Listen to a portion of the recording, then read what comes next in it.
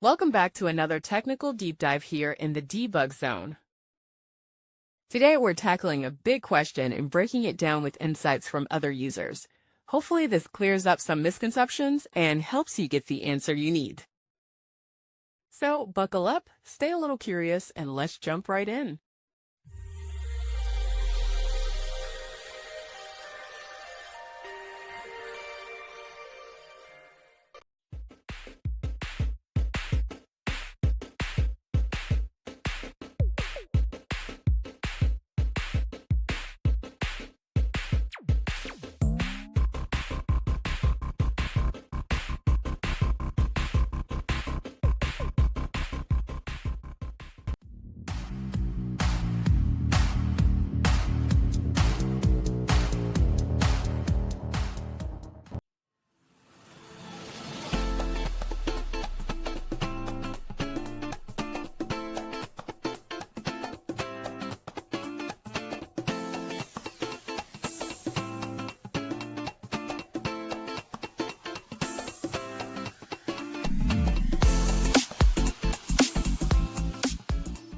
And that's a wrap.